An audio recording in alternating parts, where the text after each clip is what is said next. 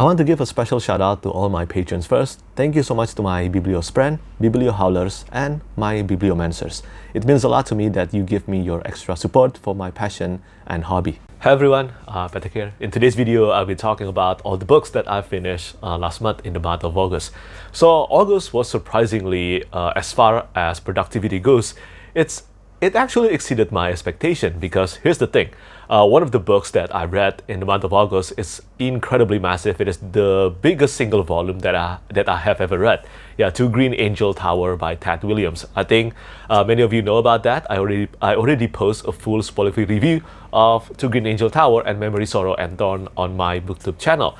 So because of that, I thought I wouldn't be able to read many books, but as it turns out, I managed to sneak in 2 novellas and also 4 novels. So yeah, not too bad. That also includes several volumes of manga, and I will talk about them all today. And of course, I will start by talking about the first book that I finished last month. It was Jade Shards by Fonda. So this is the collection of short stories in the Greenbone Saga world, and it is a prequel stories to the main trilogy. But at the same time, this is also the final new stories in the Greenbone Saga world. Fonda has confirmed this, and she also said this in the beginning, in the acknowledgement of Jade Shards. So this one contains 4 short stories in the Greenbone Saga world, and it focuses on the earlier days of the main characters in the Greenbone Saga, like Kaul Hilo, Kaul Lan, even the villain, Aidmada, and more. And of course, because I am a huge fan of the Greenbone Saga, if you have been following my channel for quite a while now, you will know this fact. You can probably guess that I absolutely love reading this collection of short stories. And one of the things that I love most about this collection is that it is structured in a chronological fashion. And because of the chronological structure of Jade Shards, of the 4 short stories in Jade Shards, this kind of has become a novella, just like the Jade Setter of Jangnun, in a way, anyway.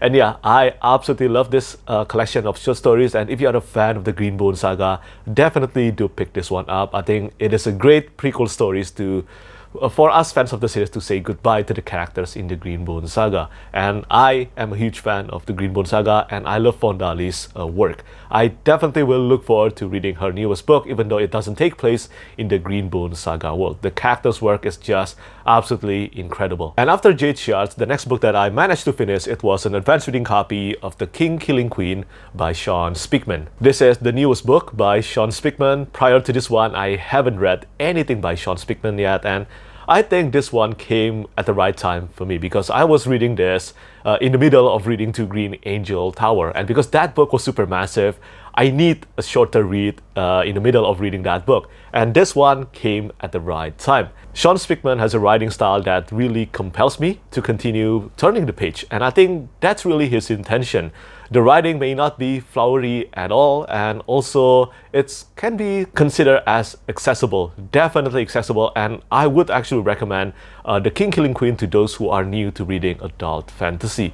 And yeah, this book is absolutely gorgeous. This one, it has a cover art done by Magali Villeneuve, and inside it has a map, black and white map done by Jared Blando, and of course interior artworks, black and white interior artworks by Donato Giancola. So yeah, this is a beautiful book, and I assume if you are pledged to the Kickstarter campaign, I think you will find that the hardcover edition will end up being even more gorgeous than this advanced reading copy that I got. Do note though that this is the first book in the trilogy. The name of the trilogy, I think it's Old World or Tales of the Old World, but it is a prequel. It is a prequel trilogy to Shawn Speakman's Anwin Cycle series.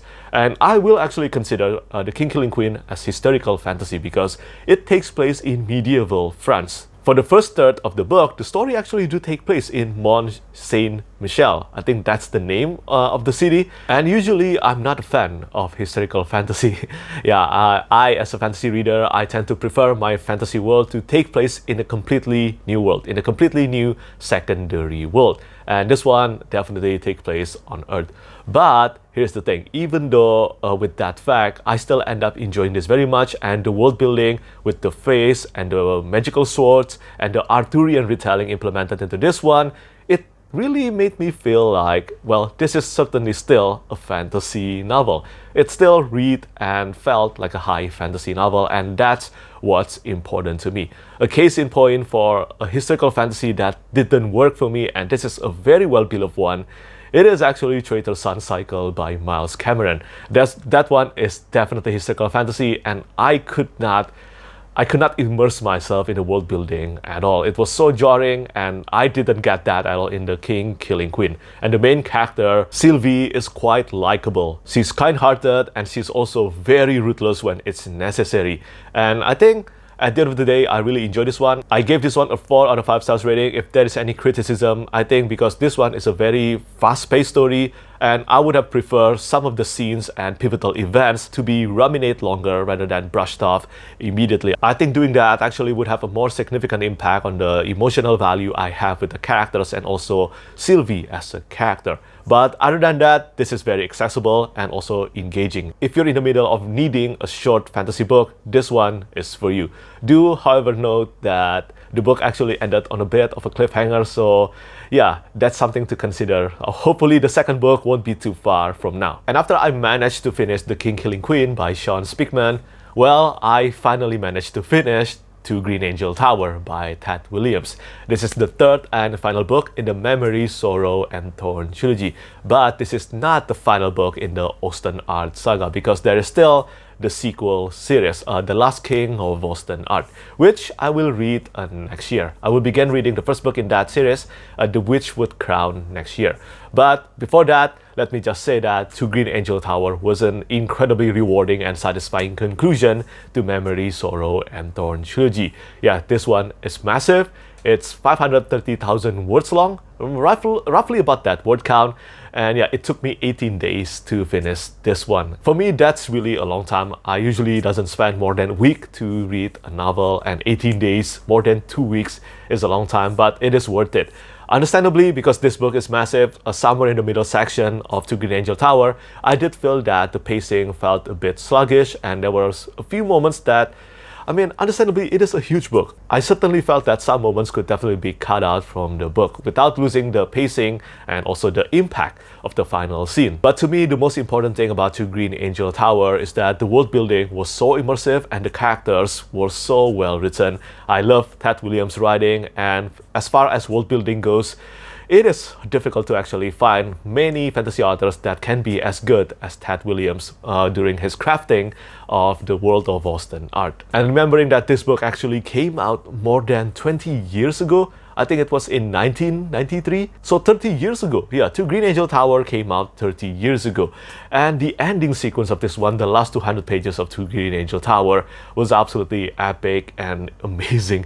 It was so intense, and it felt like Ted Williams has certainly prepared every revelations and convergence to happen in the final 200 pages of this book. I already have a full spoiler-free review of To Green Angel Tower and Memory, Sorrow, and Thorn on my YouTube channel, and if you want to know my full thoughts regarding this book, feel free to check out that video. But overall, I just want to say that I still end up giving To Green Angel Tower a 5 out of 5 stars rating despite some of its flaws. So here's the thing, this is the 9th book of the year that I gave a 5 out of 5 stars rating. So yeah, not a lot. Not in my opinion anyway, but some of you might consider that a lot of 5 stars rating, but for me, it's not. Yeah, I still gave it 5 stars despite of some of its flaws in the middle section of the book and some of the repetitive characters' decisions, such as keeping secrets from the other characters. And yeah, I'm just not a fan of the miscommunication and this kind of trope in general, and the Wheel of Time is very much notorious for this, and I did not expect to see this in To Green Angel Tower. But despite that, I still think that this is just a small issue in the grander scheme of To Green Angel Tower, and I cannot deny that everything was concluded very satisfyingly for me, and the last 200 pages, as I said, was an absolute epic. It was so good. It needs to be mentioned once again though, if you start reading Memory, Sorrow, and Thorn expecting that only the first 200 pages of the Dragonbone Chair felt slow-paced, you will be disappointed with the rest of the trilogy, because the entire trilogy is really a slow burn epic fantasy. A slow burn epic fantasy with character-driven narrative. So yeah, that's really something to consider when you're reading this series.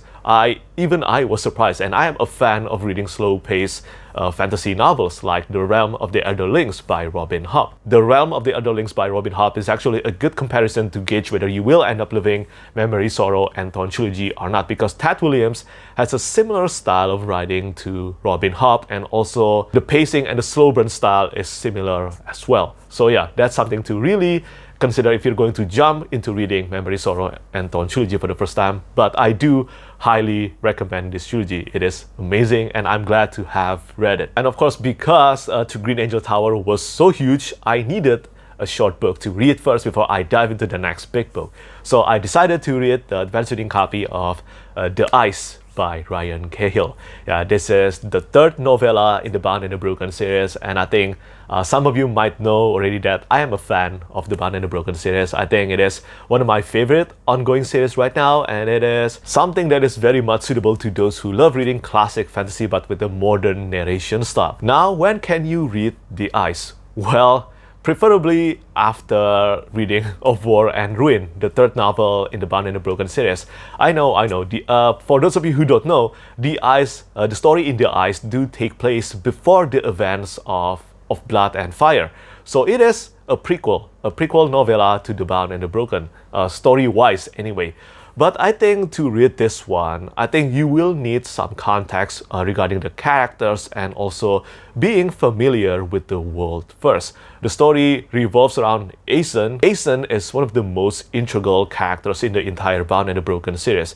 He appears in pretty much every book in the Bound and the Broken series, and he can actually be defined as the main character of the Bound and the Broken. Depending on your perspective, what kind of character should be termed as the main character, because without Aeson, so many plot lines in the Bound and the Broken would not happen or progress. Yes, he is that important, and it is finally the time to actually get some insights into his soul and his thinking during the time when he went to Wallachia to get an egg. Yeah, you know what egg this is. I don't think it is a spoiler to say that this is to get a Valeris. Well, Valeris is immediately mentioned in the first book of the Bound and the Broken, of Blood and Fire. And yeah, this is the detail of his mission to get that egg. I think overall this is a very impressive novella. I did not love this one as much as The Exile, but I am biased about The Exile. The Exile features Dane, which is my favorite character in the entire Bound and the Broken series.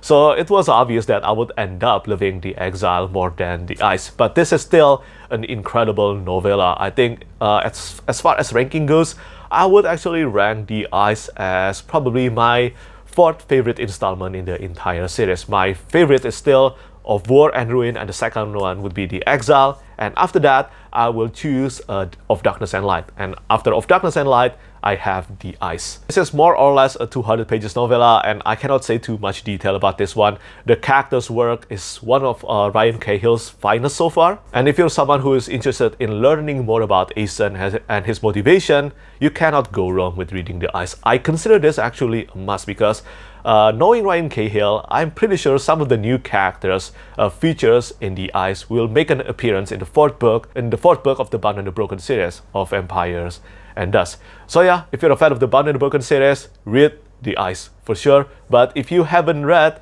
the Bound and the Broken series, I highly recommend you to pick it up if you love John Gwyn's style of writing, and if you love Dragon Rider epic fantasy, and more importantly, if you love, as I said, classic fantasy with a modern narrative style. You cannot go wrong with the Bound and the Broken series. Many people are jumping into the Bound and the Broken. Many of them love this series, and it is very much understandable. And moving on to the next one, the fifth title I managed to finish in the month of August, it was, of course, Lightbringer by Pierce Brown. Yeah, I just posted my full thoughts and review regarding Lightbringer a few days ago on my YouTube channel, so I would try to be brief with this one. But this is the sixth and the penultimate volume in the Red Rising Saga series, and it is a bloody damn epic. I think as far as penultimate installment goes, this is my favorite penultimate installment ever out of any series. It is that good. It is a return to the best of the first Red Rising trilogy, and at the same time, it employs the best aspects of Iron Gold and Dark Age as well. The epic scope of the series never felt diminished, but the character-driven and the theme of brotherhood was explored absolutely well. I think this is Pierce Brown's best novel in the Red Rising Saga so far.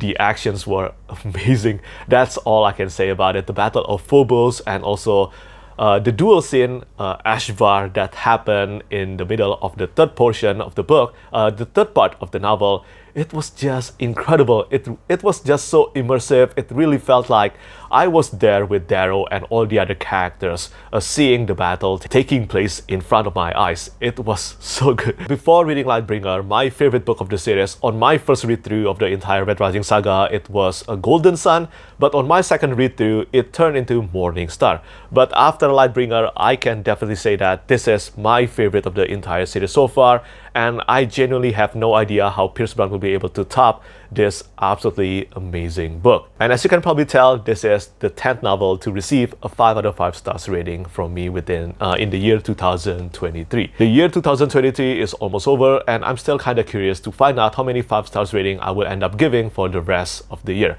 But this one is the 10th one, and it is a contender for the best book of 2023 for sure. And also, can I just say that this cover art is stunning. I think it is the best cover art of the entire series. Not only the content, but the cover art as well. And moving on to the last novel I finished last month, it was Skyward by Brandon Sanderson. This is the first time I read any YA book by Brandon Sanderson, and this one certainly sets a high bar.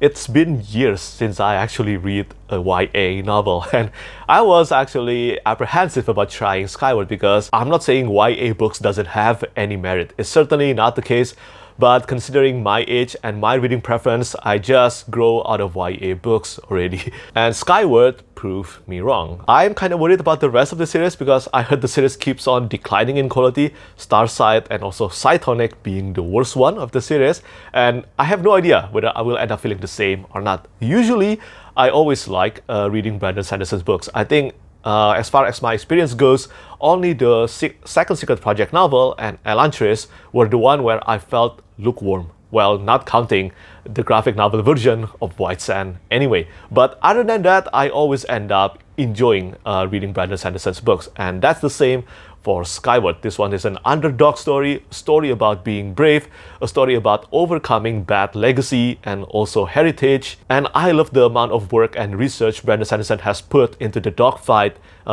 sequence in Skyward. It really felt like I was watching Top Gun again, but in a sci-fi world. Before reading Skyward, many people told me that they found the main character Spensa to be very infuriating, but I did not feel that at all. I think her actions and her behaviors was very much understandable, and it really fits the context of the narration. I would be more surprised if Spensa actually did not behave that way, considering the amount of pressure and also prejudice that she is facing. Brandon Sanderson himself actually pitched Skyward as how to train your dragon, but with spaceship instead of a dragon, and I think that is a really fair comparison. Skyward also has kind of like a magical school aspect to it, except that it is a flight school, and of course, because I am a huge fan of that trope, of course, I have a certain affinity toward this kind of story. So yeah, surprisingly, I had such a great time reading Skyward, and I will definitely continue to reading Starsight within this month. Hopefully Starsight will be as good as Skyward, or maybe even better. Who knows? Sometimes that could happen, right? Meaning that my opinion doesn't fall in line with other readers. And I will keep my fingers crossed that is indeed the case with Starsight and also Cytonic. So that's all the 6 novels that I finished reading last month.